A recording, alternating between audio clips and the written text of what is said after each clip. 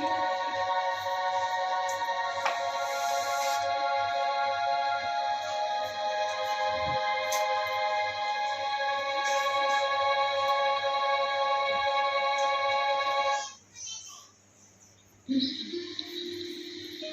ప్రభు జనన విధి.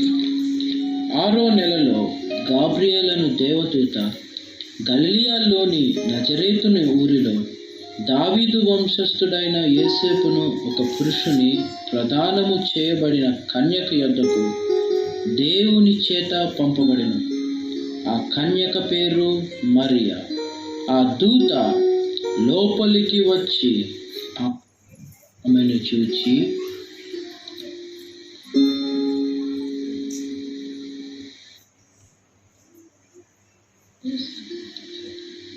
యేసు దయాప్రాప్తురాల, నీకు శుభము, ప్రభు నీకు తోడై ఉన్నాడు. ఆమె ఆ మాటకు బహుగా తొందరపడి ఈ శుభవచనము ఏమిటో అని ఆలోచించుకొనుచుండగా, మరియా, భయపడకుము, దేవుని వలన నీవు కృప నొందితివి. ఇదిగో, నీవు గర్భము ధరించి కుమారుని కని ఆయనకు యేసు అని పేరు పెట్టెదవు. ఆయన గొప్పవాడై సర్వోన్నతుని కుమారుడు అనబడును.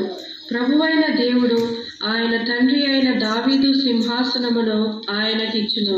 ఆయన యాకోబు వంశస్థులను ఏలును. ఆయన రాజ్యము అంతము లేనిదై ఉండును.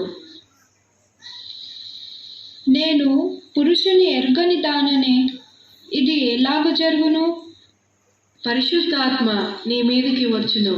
సర్వోన్నతుని శక్తి నిన్ను కమ్ముకొనును. కనుక పుట్టబోవు శిశువు పరిశుద్ధుడై దేవుని కుమారుడు అనబడును. ప్రభు దాసురాలను నీ మాట చొప్పున జరుగును గాక.